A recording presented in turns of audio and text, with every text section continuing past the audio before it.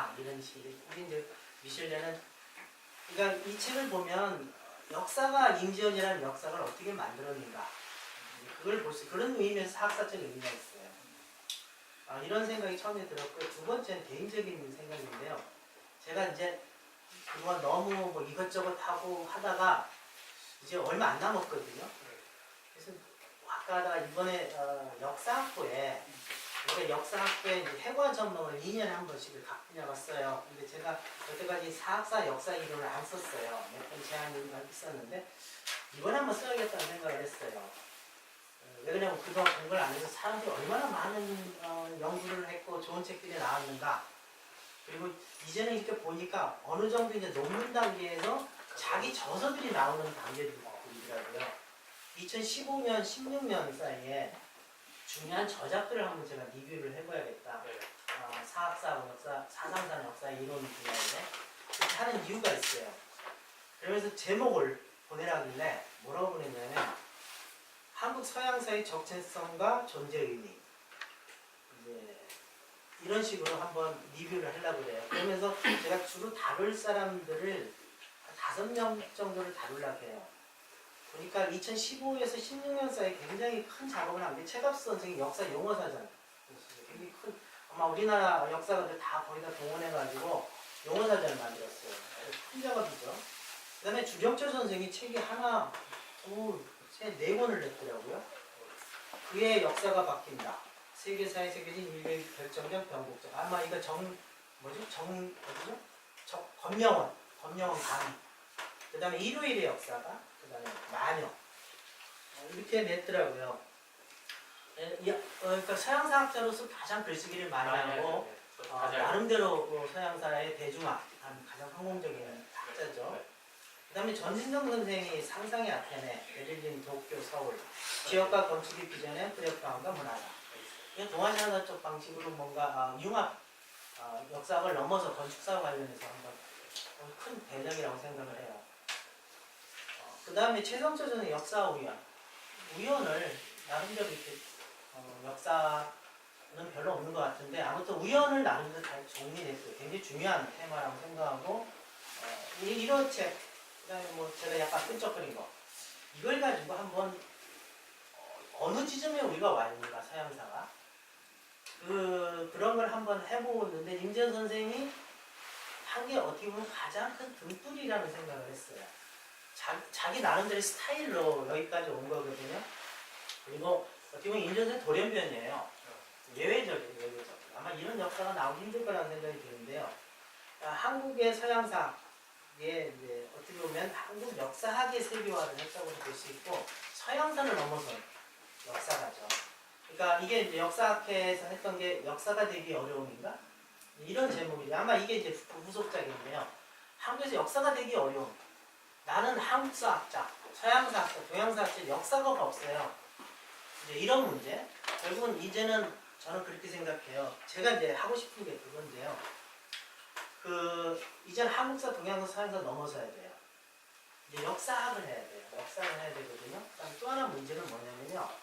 역사 별볼일 없어요. 제가 보기에 인문학 전체로 봐서는요. 역사하는 사람들 굉장히 우물랑대물이에요. 그러니까 역사학을 넘어서야 돼요. 역사학을. 그러니까 역사학 자체가 해체와 재구성을 해야 되고요. 역사가 넘어가야 돼요. 자, 오늘 저는 굉장히 많이 올 줄 알았거든요. 네. 너무 조금 왔어요. 그러니까 말이에요. 이게 역사의 아마 스타인데 이 정도밖에 안 한다. 그러니까 말이에요. 이게 역사가 이 정도예요. 역사가 이 정도. 그러니까 우리끼리는 잘났다고 그러거든요. 근데 밖에서 보면 별거 없어요.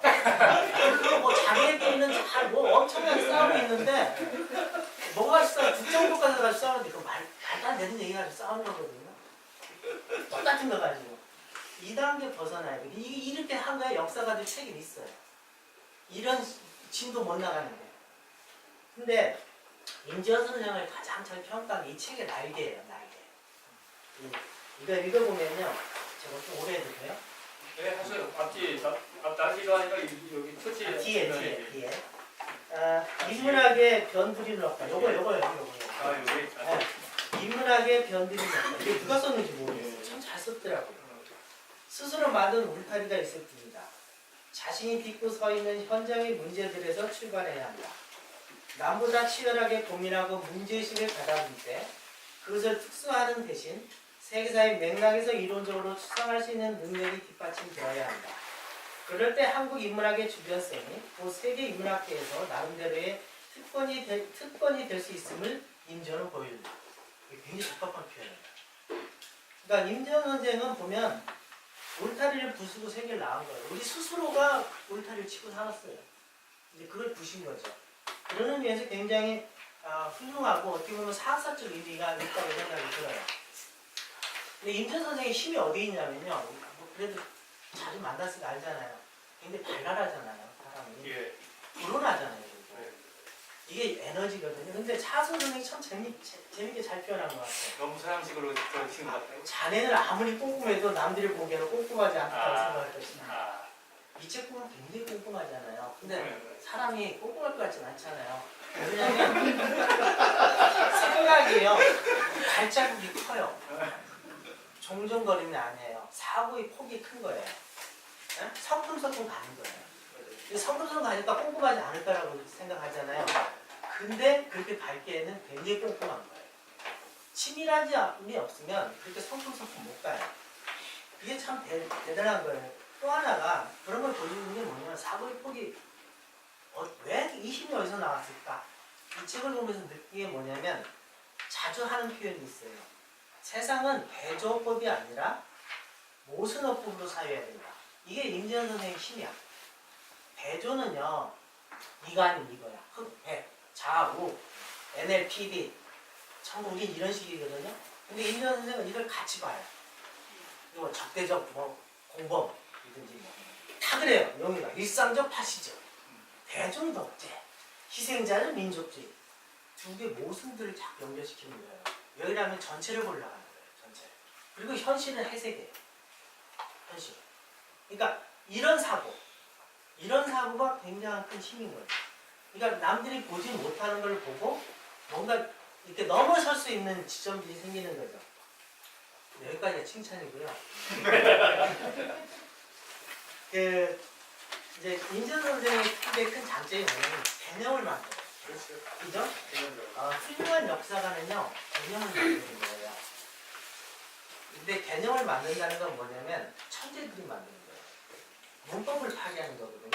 세상을 보는 법을 바꾸는 거예요.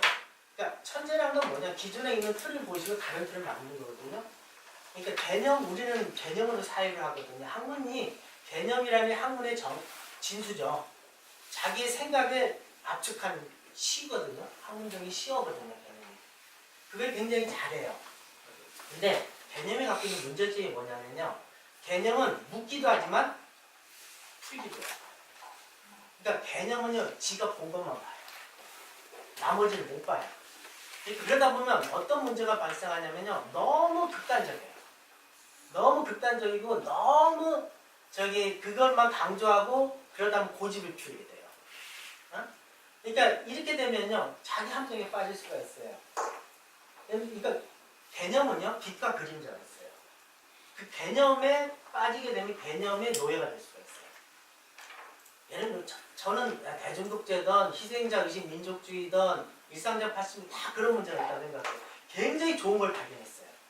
근데 그걸 너무 강조하다 보면요. 다른 것들을 못 볼 수가 있어요. 이건 어쩔 수가 없어요. 인간이 다음에는.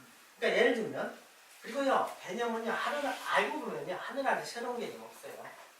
그 개념 없어도 다 해요.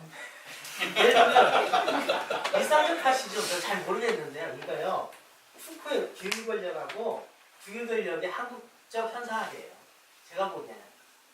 그러니까 푸코의 규율 권력이라는 것과 뭐 일상적 파시즘 비슷해요. 근데 이게 한국적 현상학적인 방식으로 자기 나름대로 이렇게 포장을 한 거야. 대중독재는요. 제가 보기에는 그람시 해결분리 개념하고 정치종교 개념을 합한 거야.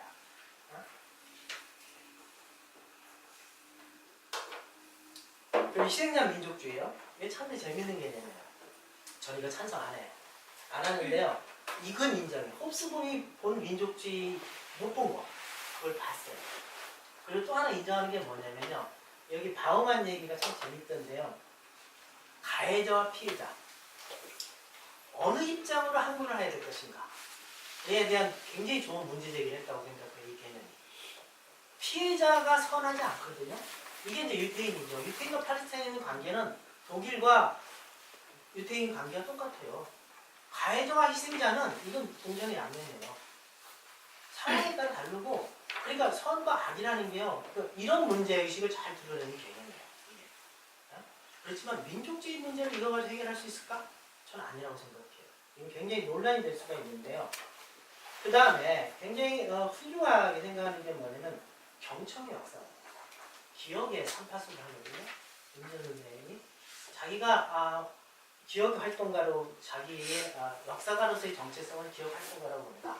그 다음에 아까 동아시아에서 이제 굉장히 좋은 개념이던데요. 메모리 레짐 체인지, 그 다음에 탄력화 하는 게 굉장히 중요한 거라고 생각을 해요. 그러니까 뭔가 다른 차원에서 어떻게 보면 이게 뭐 기억의 터, 기억의 장, 뭐 기억의 장소성, 그 다음에 이거 다른 말은 문화적 기억이거든요. 야, 나스만의 문화적 기억하고 비슷해. 그러니까 뭐 이걸 자꾸 이런 자기식들 일단 개념화를 한 거죠. 그러면서 자기 문제의식을 첨예하고 이걸 가지고 현상을 분석하는 거죠. 이게 이제 자기 방식이에요. 자기 학문하는 방식이 굉장히 훌륭해요. 근데 여기까지가 이제 전범이에요. 전범. 하나의 전범이고 아마 후대의 역사가가 이 길을 가고자 길을 찾는 사람이 있다면 임전 선생한테 찾을 수 있겠다. 그죠? 근데 그것만 따라가면 안 돼요. 저는 요새 와서 그냥 이제는 좀 뭐 저도 정년이 그렇게 많이 남지는 않았는데요. 낙엽이라는 생각을 해요. 저는 이제는 낙엽이다. 왜? 아마 임전 선생님 저랑 비슷한 시대, 70년대, 저는 7학번인데요. 대학을 다녔고 80년대 그렇게 하고 비슷한 현실사회에 망하고 비슷한 시대를, 인간은요 아버지보다 시대를 더 닮아요. 그러니까 우리 시대를 산 사람은 임전 선생처럼 굉장히 좋은 길을 간 사람이에요. 근데 지금 시대 역사가들 그럴까? 저는 아니라고 생각해요. 완전 시대가 달라졌어요. 저는 요새 제가 관심 있는 게 문명사인데요. 문명사하고 인공지능 이런 데 관심 있는데요. 완전히 다른 문제예요. 네가 진짜 길을 찾아야 돼. 없는 길을 가야 돼. 아마 인류 역사상 가장 큰 변화가 가장 빠르게 일어나는 시대를 살고 있어요. 우리 시대에는요, 답이 있었다고, 정답이 있다고 믿고 역사가들이 했어요. 그게 속았지만, 그러니까 전향하는 사람들 나오는 거예요. 지금 시대는요, 그런 시대는 이건 완전히 선사시대예요. 그렇잖아요. 답이 어디서 지금 문제가 문재인 시대거든요. 옛날에는 답을 역사로 가지고 공식화가지고 막 운동하는 시대야. 완전히 다른 시대예요. 김지현 선생님처럼 역사는 안 망해요. 지금 시대는. 그럼 어떻게 해야 될 것인가? 저는 유발 하라리, 그러니까 비기스토리에 대해서 굉장히 비판적으로 보시는데요. 저는 비기스토리 해야 된다고 생각해요. 우리 시대에서. 그러니까 뭐 이건 굉장히 큰 논쟁인데, 포스트 휴머의 문제. 도대체 이 문명의 패러다임이 완전히 바뀌는 시대에서 우리가 어떻게 해야 될 것인가? 그 크게 뭐냐면, 인간이라는 게 뭐냐면, 도킨스 얘기 맞아요, 저는. 이기적 유전자의 노예야. 그런데 인간은 문화적 유전자라고 있어. 이 문제. 그 다음에 유전자 복제해서 새로운 종자가 나올 수도 있어. 그럼 사피엔스 어디로 가느냐의 문제야. 그 다음에 하라리 태진 재미있는 게 뭐냐면, 옛날에는요, 현실과 꿈이 있잖아요. 그러면 꿈은 현실의 그림자였어요. 꿈은 현실을 불충분하거나 보완하는 존재에서 이치는 역전됐어요. 꿈이 현실을 끌고 다니는 시대예요. 가상현실이 지배하는 거예요. 우리 공간은요, 가상현실이 더 커요. 돈도 마찬가지예요. 이제 돈 없어져요. 이런 시대거든요. 뭔가 완전히 공식이 바뀐 시대예요. 그럼 도대체 제 관심이 배서 히스토리아 퍼바디스예요. 역사가 도대체 어디로 가는가? 그러면 역사학이 어디로 가야 되는가? 저 이거 고민해야 된다는 생각해요. 그러면요, 기억 활동가? 과연 우리 시대의 문명의 화두가 기억일까요? 저는 망각이 더 크다고 생각해요. 빅데이터 문제예요. 이제는 인류가 여태까지요, 어떻게 하면 기억할 건가? 지식의 발달은 뭐냐면 기억, 메모리를 늘리는 거예요. 메모리를 끊임없이 늘렸어요. 이 빅데이터까지 왔어요. 이제는 지우는 게 문제가. 이게 그러면 이 문제를 어떻게 볼 것인가? 그럼 역사학이라는 학문이 존재할 수 있을까? 역사학이라는 학문은요, 두 가지 기능을 해요. 제가 아마 이번에 나온 역사학부에 그걸 일본에 가서 발표한 게 그건데요. 역사는 두 가지 기능이에요. 메모리와 교훈이에요. 과거의 경험과 지식을 전부 그러니까 임전은 책을 쓰듯이 메모리하는 거예요. 그 다음에 또 하나는 뭐예요? 이걸 통해서 뭐예요? 삶의 교훈을 얻는 거예요. 이전에 튼 발자국을 가지고요. 앞으로 나갈 발자국을 유추해내는 거예요. 이게 역사. 근데 이거 역사학기는 못해요. 이제. 메모리가 역사학이 메모리 못해요. 이거보다 훨씬 더 잘해요. 디지털로. 그 다음에 사례를 가지고 미래, 그러니까 완전히 새로운 문제를 낡은 문제 가지고 풀겠다고요? 오히려요, 망해요. 역사를 어떻게 할 것인가? 저 이 문제 있다고. 이건 여러분 세대, 그러니까 저 다음 세대에 공략할 문제예요. 그럼에도 불구하고 임지연 선생의 한 학문의 이 길을 찾는 방법을 배워야 돼요.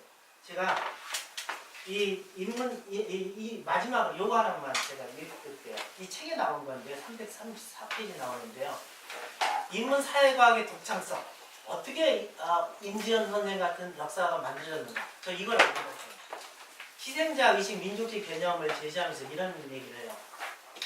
이건 정말 이건 보편적이라고 생각해요. 시대가 바뀌어도 이건 맞다고 생각해요. 인문 사회과학의 독창성이라는 것은 개인의 학문적 수월성 여부를 떠나서 연구자 자신의 개인적 역사적 삶의 경험을 선찰적으로 천착하면서 그 경험을 추상 차원에서 이론적으로 문제할 수 있는 힘에 있다는 것이다. 자신의 삶에 뿌리박은 고유한 문제의식과 그것을 학문적으로 형성할 수 있는 역량이 뒷받침할 때 나름의 독자적 이론이 가능하다는 생각은 이를 통해 덧붙여졌다. 이건 배워야 돼요. 이건 어느 시대나 해요. 근데 시대가 바뀌었어요. 그럼 역사를 앞으로 어떻게 할 것인가? 역사를 어떻게 할 것인가? 두잉 히스토리를 어떻게 할 것인가? 이건 이 책 이후에 남긴 문제라고 생각을 합니다. 예, 이상입니다. 아유, 감사합니다. 맨 마지막에 한 것 같아요.